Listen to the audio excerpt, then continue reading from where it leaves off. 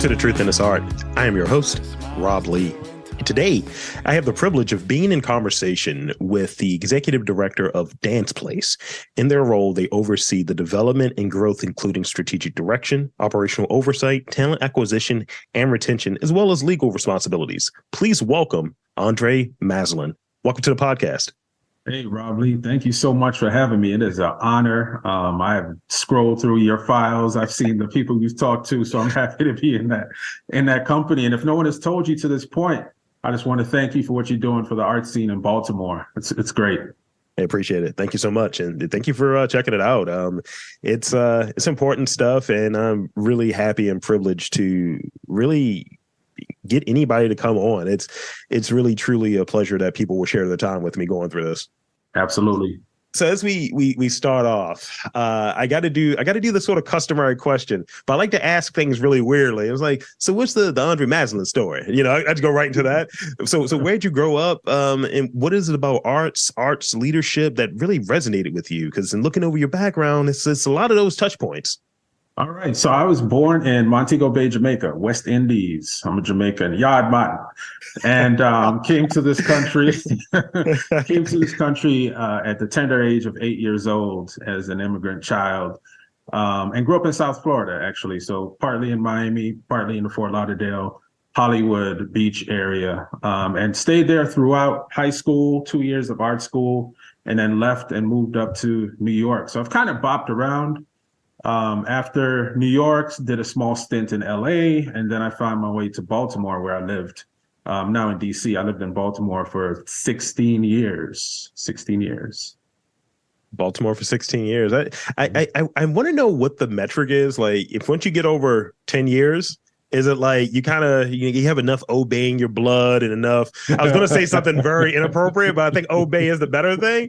You got enough of that in your blood. It's like, all right, it's like, what is it? The Cub Scouts or the Boy Scouts? It's like, all right, you got this patch. You have this crab colored patch. It's kind of that. You know what I thought about it? Baltimore is the longest place I've lived in my life because I've bopped around so much. So Jamaica was only, 8 years. Then Florida wasn't as long as Baltimore. So Baltimore actually is, for right now, the place I've lived the longest. So I have allegiance and love for that city. Yeah. Might as well be home.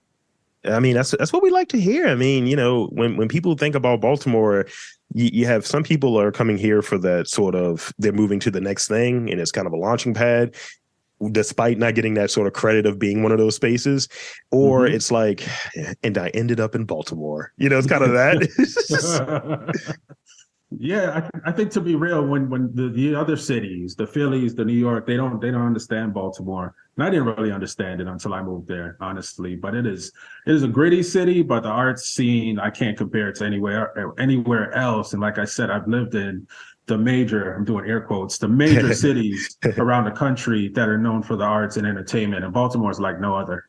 That's great to hear. And I think people just need to be more aware of it. I think it's one of those things where when people talk about, sort of comparison thing, like what you're doing is just like this. And it's like the real people know. It's kind of that. It's like the real people get it. It's like you come there and it's like you'll get that real sort of love here. People are doing real work here, boots on the ground.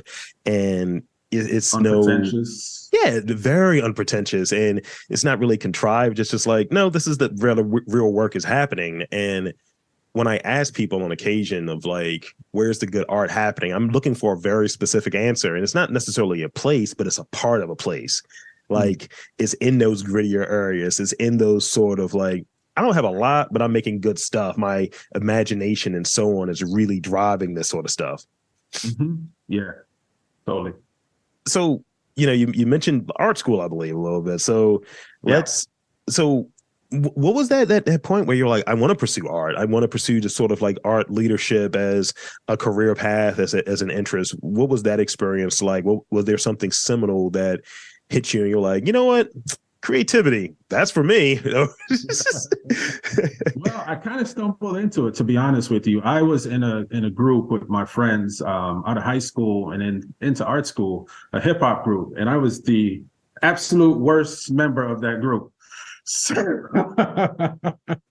So if you're not good at it, you got to step out of it. I was honest with myself enough to step out of it. And what I was good at, Rob, is being organized.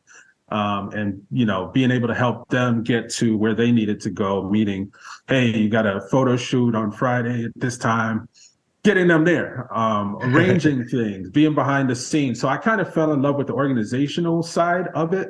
Yeah. And not even consciously thinking of it. I really did start out thinking I was going to be an artist and be, the next coming of De La Soul or Tribe Called Quest back at that time, because that's kind of who we were built like. Yeah. But yeah, kind of stumbled into the profession and got behind the scenes. And once that group split up, just kept going, arranged shows independently for folks in bars and nightclubs, restaurants. Then started getting people noticed and contracted me to do one-off, kind of small festivals. They were calling them festivals, but it was like, in the ballroom of a Holiday Inn. So it's not really a festival, but it gave me some experience in arranging venues and getting bands on stage on time and managing contracts and all that stuff, which I also learned in art school. So it was a stumble into it, really. It wasn't definitely not a deliberate thing. That's really interesting. Where I go back to that first episode. I remember of the Truth in His Art. I remember when it was one thing that James Nasty said. He's like, some of these artists don't have their things in order. And what you're describing now, however many episodes down the whole path is. So I kind of went into this organizational thing. Right. Yeah, they need it. If artists are real with themselves, take the help. If you have a good friend, somebody that you trust that'll help you out and get you where you need to be and manage the admin side of things, take that help for sure.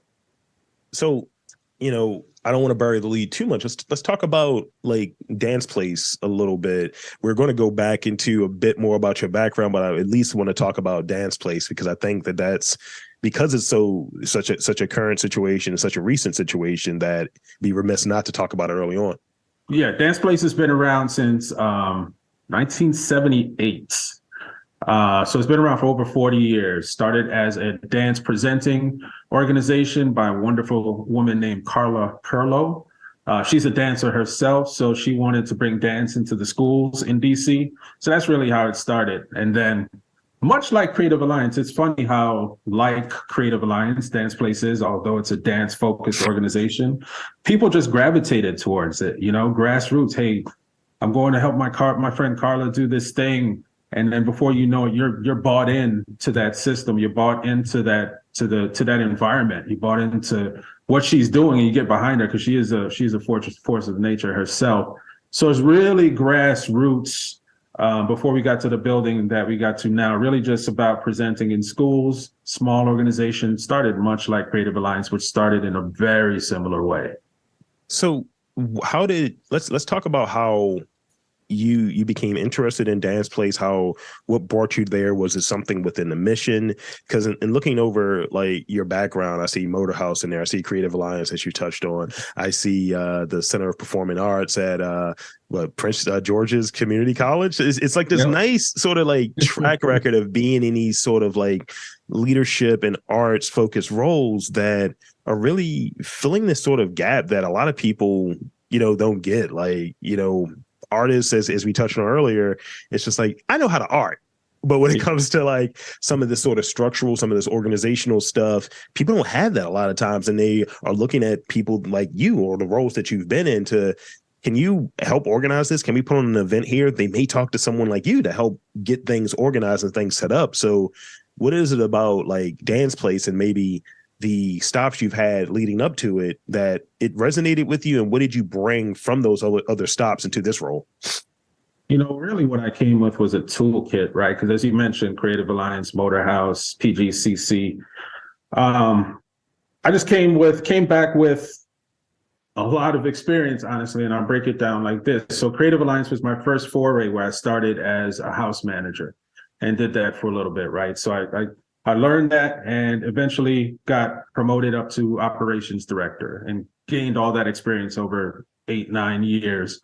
Then I went on to Motor House and stepped up into a more leadership role, right? Now fundraising is kind of on my plate. I'm running the whole organization stayed there for a little bit, and went to a college. Now I'm dealing with 6-figure budgets. So, I've never booked an art event for 6 figures plus before. So when coming back to Dance Place, what attracted me, to answer your question, was getting back to that grassroots. Because as I said, Creative Alliance was very much like a family. Everybody that worked there became really good friends. The people that came to see the shows or hang the shows also became friends of ours, the staff. And Dance Place seemed like that kind of environment. Although it was great to be in a college and have the big budget and have that security of a college, you're not worrying about going out of business at a college necessarily. This is true.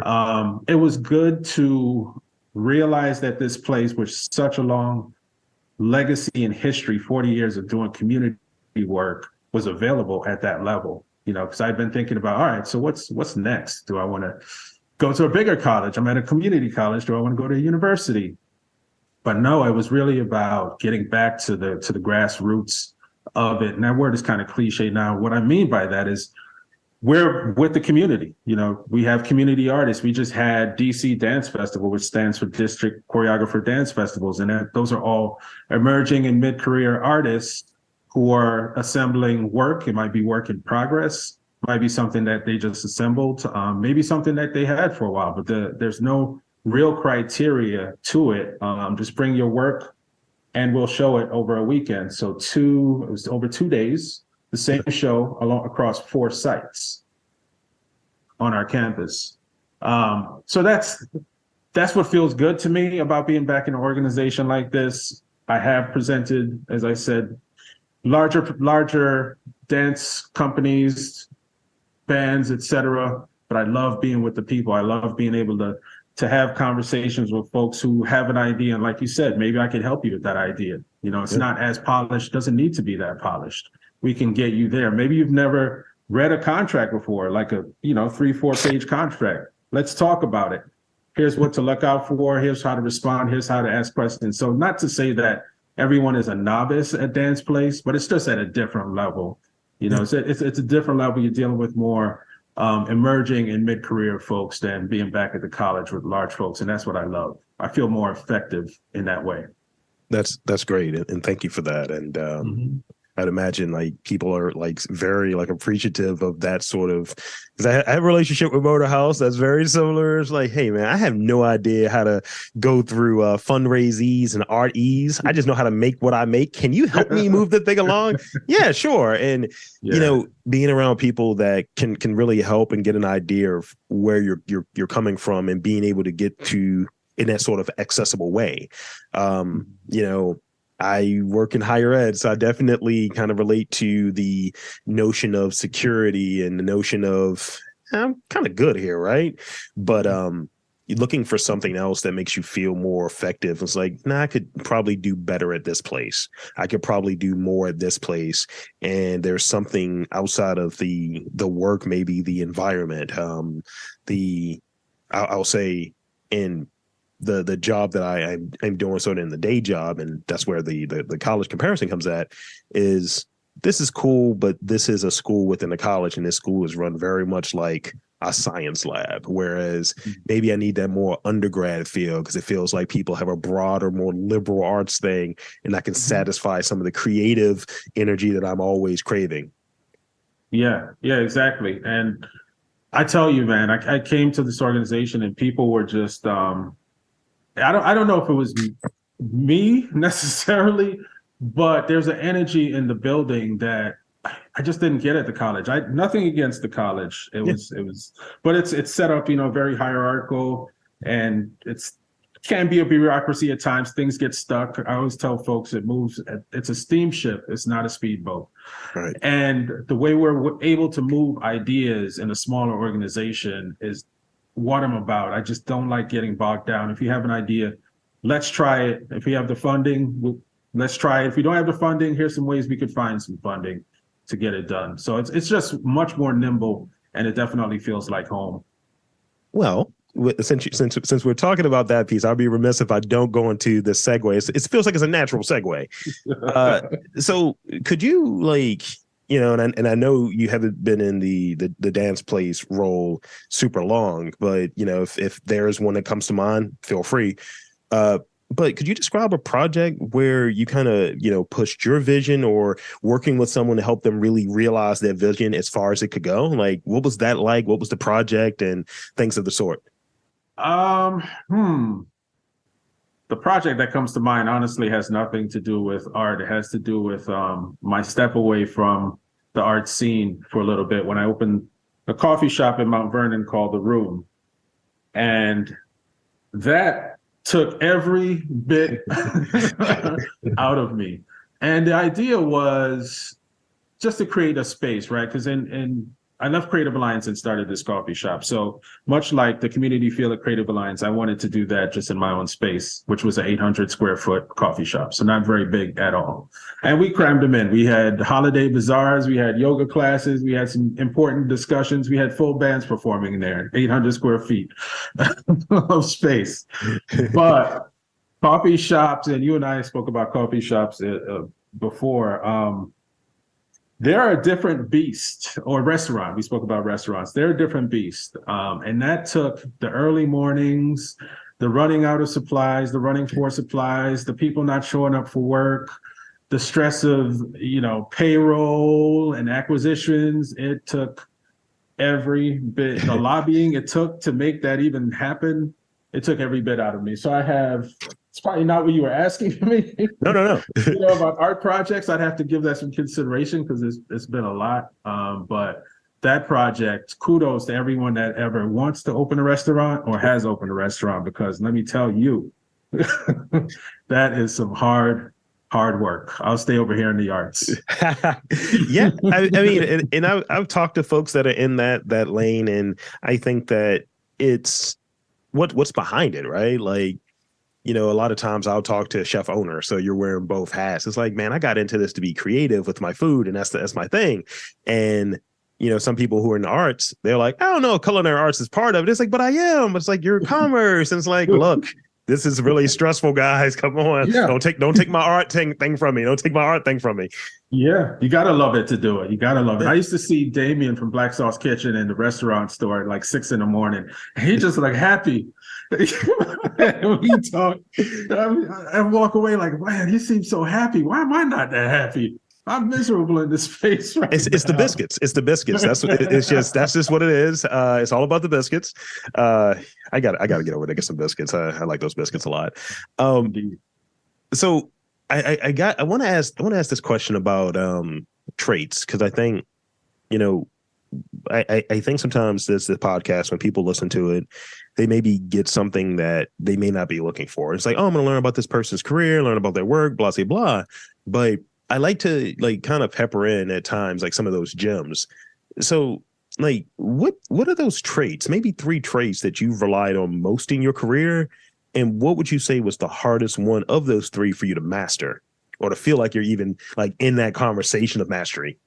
I think I'm really good at multitasking. I don't tend to need to manage my schedule and what's on my plate intensively.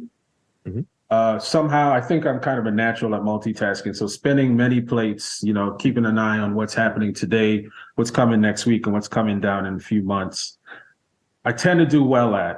I've been told I'm calm under pressure, which is good. I've had a few hairy incidents, actually at Creative Alliance, with fires next door, and had one person have a stroke on stage. That's a whole other story as well. But calm under pressure would be the second one. And the third, some people call it code switching, but I don't call it code switching in the sense that I'm, you know, shifting my voice and my demeanor and how I walk. When I walk into different rooms, I mean that I can hold conversation with different people where they are, you know, so wherever they are, whether it be in the boardroom or outside in front of the building, or, you know, down the street in the immigrant neighborhood, I feel pretty comfortable in a lot of environments. And I think that partly has to do with the fact that I was thrown into this melting pot of the United States of America at such a young age and had to figure it out. It wasn't always easy. Got teased a lot as the Jamaican kid with the broken accent and not the freshest gear. but you figure it out, right? You figure it out over time. You learn how to adapt, how to make friends, how to shift. So I would say that my gear shifting, I prefer gear shifting over code switching because, like I said, I feel good around if I'm the only brown person in the room or it's a room full of brown people, brown and black people, I'm just as good. Yeah. So what one of those do you feel is the hardest to kind of master, get a hold on? Let's see. I can't say I've mastered any. Mm. I can't say I've mastered any. I feel like multitasking is easy, and that's why I think I'm good in these kinds of roles in multidisciplinary. We're putting out a lot of product constantly type of jobs. And I guess that's over time, right? Because I started in college a long time ago working on managing multiple projects. So I think I've built that over time, but I wouldn't say I've mastered it. I'm still a student. I'm humble enough to say I'm still learning every day, right? Every role is different challenges. This executive director role is different than a senior manager role, and I take what I've learned in that position and other positions and I bring it here, but they're all super different, and there are things I need to learn right now that I maybe don't know. And I could be honest with myself and I always say I don't know what I don't know, but I'm going to find out and try and learn that. Yeah, and I like that where when we get into a spot like, been, as I was saying, doing this for a long time, but I always go into sort of like each interview like, all right, what am I going to screw up on? And just kind of giving myself that sort of like, you may know this, you're never a master at it, you're always learning. And sometimes I like to put these sort of impediments in there just to kind of jog loose the thinking. Because you get on autopilot and you're like, oh yeah, I got this. And you feel like you've mailed it in a little bit. And I don't like that feeling. I was like, nah, we got the interview, let's redo it, because it's just like, I know there could have been more there. I like to wrap up and feel like I've satisfied what I was trying to do. And I think feeling not necessarily like a novice, but feeling like a person that's always a student, the student of what I'm doing and the student of trying to get to have a conversation with someone. It's almost an invitation for a longer conversation or an invitation for people checking this out to dive more into your story, more into a guest story, to learn more about that work versus this is the exhaustive sort of thing. But I think going into it with that sort of curiosity is closely aligned with wanting to be a student in that area. Well, absolutely. And you asked me, what drew me to Dan's place. That was part of it, right? Because I've never been the sole head of an organization before. So this is it. So here's some things. I have a toolbox, as I said before, that I'm bringing to this organization with a lot in there. I have a lot of tools because I've been doing this for a minute, but there are things that I don't know and new things that I'll need to navigate. And that's part of the thrill for me, is the challenge of, so I'm stepping into this new role. It may be intimidating, and sometimes it is, and it feels that way, but also I feel like I can handle it. I can grow into it. There are things I can learn. There are people, I have a large network of folks who are doing similar work who I can rely on and call on for counsel. So it's always that I'm never there. I feel like I'm close, but I'm never there. And if I ever feel like I get there, I'm going to look for the next thing that's also going to be challenging, because I want to be challenged in life. It's what is it? It's that saying like when who's the smartest person in the room, that sort of thing. And it's like, if you're the smartest person, go to another room. Right. Yeah. I love that. Yeah, exactly. So as it relates to arts leadership and its intersection with business, describe maybe a business lesson that you had to unlearn to be successful in like the work that you're doing now. The art came first for me. As I said, I stepped into it kind of not planning to step into it. So business actually added, it happened in the reverse, where I had the art and all of the lack of business knowledge, but I still made my way through it and got some things done. But then went back to school and got a business degree. So the business added to the art, contracts and negotiation and spreadsheets and all of that, all of the things you learn in business school. Spreadsheets. Oh, those spreadsheets. Formulas. Yeah. Coming up with all these crazy formulas. So business really added to the art. I didn't have to unlearn anything, but what what I've realized and what we all realized recently with COVID is that it's not business as usual. And even though we're in creative fields, you can't expect people just to, skip back into the building happily. People are still dealing with stuff. So what I've checked myself on is realizing that the people who work with me and are on my team need space to do their work. They're not always going to show up and be gleaming versions of themselves. So taking a step back, I think, is important. Letting folks function how they need to function for a day or two while they're going through some things is something that I think we all would be better off as leaders in doing and supporting our people. So if I had to unlearn us, take a step back since COVID hit, is that we can't just be grinding through it the way we once did. And we have to give people space to kind of deal with their emotions and deal with their mental health and deal with themselves. The work will always be there, but you got to provide that space for them to get back to it. 100%. Mm-hmm. So I got one last real question. I like to always call them real questions because, some people are like, what are these goofy questions about, ice cream and peanut butter? It's like, look, it's a character question. So in peeling the onion back, what is a secret from your vantage point? It could be complete, bunk, but what is a secret or a trait that you feel most creative people share? I feel like a lot of creative people have that can-do spirit. They could see the possible and the impossible, willing to dream big and not shut things down in the immediate. That would be a through line, a thread, because if, a lot of people that are struggling to make work and to make it an art, whatever kind of art it is, they have to believe in themselves. And they probably set some goals for themselves that at times no one else believes in it. So if they're not believing in themselves, they're probably going to quit or stop and, go do something else. So I think a through line that a lot of artists have is that just that belief in not only in themselves, but in the possibilities of the world, the possibilities of their communities, the possibilities in their fellow humans. So yeah, and I feel the same way. I side with artists on that thought. That's great. I find myself all the time saying, you got to have better vision. You're lacking vision. And people are like, can you chill out? I was like, I'm real serious about this. Like, I know I'm sounding like a cartoon character, but when people don't have that vision, sometimes it really definitely rubs me the wrong way. It's just like, why not? Right. I'm a why person, not a how person. I'm always why. And I know that the how is important, but the why is probably the most important part. Why are we doing this? Why are we spending our time here, resources, money? And I find that the how at times doesn't really care about the why. And I think that leads to procrastination and things just not happening. So, yeah. And I think that's, yeah. You should have an answer for that why. Let's get that why answered. And that's very important. Mm-hmm. So with that, I want to be able to dive into these rapid fire questions. So I got 4 of them for you. Oh.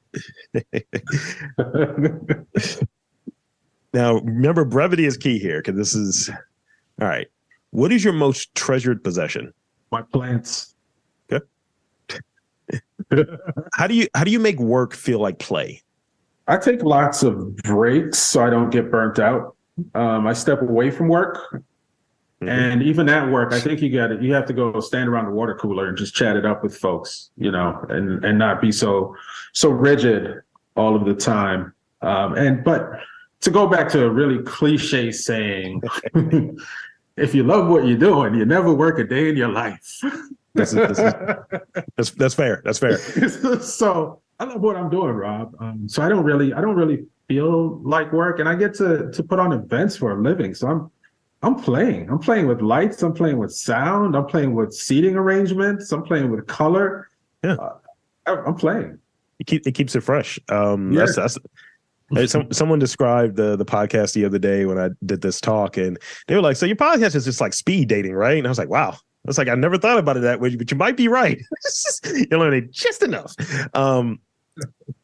Let's see. What's gotten you further? Street smarts or book smarts? Street smarts. It's only been one person that's picked book smarts. So I'm happy about this theme continuing. Who is that? Someone did the cop out and said, I'm a little bit of both. I was like, nah, it's one or the other. Let's not change. I make the rules here. So here's the last one I got for you. Which celebrity do people compare you to all the time? Like, who's your celebrity lookalike, your doppelganger? Oh man, what's a guy from Ellie Reed? I hear a lot with the bald head and the black glasses. Yeah. You see it? I do. I was thinking Anderson Silva. I was the second one. I didn't want to say his name wrong, but Anderson Silva, I've heard a few times. So between L.A. Reid, I heard much more than Anderson Silva, but I've heard Anderson Silva as well. Yes, indeed. That's great. I don't know if it's just white people cutting up, but I've heard, you look like Randy Jackson. I was like, I don't, but go on, go off, King. I've heard Donald Glover. I was like, again, I don't know. I've heard Hannibal Buress. I was like, again, I was like, these are vastly different looking black dudes. I know. Like, just a black guy, put glasses on him, boom, that's you. Seems like you host a podcast. So with that, I want to thank you for being on the podcast and chopping it up with me. And I want to invite and encourage you to share with the fine folks where they could check you out, where they could check out Dance Place, social media, website. The floor is yours. Yeah, sure. So check us out at Dance Place DC on all your socials. Follow us, like what we do. If you're in DC or you're listening to this from DC or in the area, please come by and check us out. We are taking a slow walk into this season. There's been a lot of transition at the organization, me being just one piece of that. So, keep checking us out. There's more coming. We're planning season 23-24. So just stay tuned. More to come from Dance Place. It's going to be great. And there you have it, folks. I want to again thank Andre Mazelin from Dance Place for coming on and chopping it up with me. And I'm Rob Lee, saying that there's art, creativity, and organizations pushing that forward in and around your neighborhood. You just have to look for it.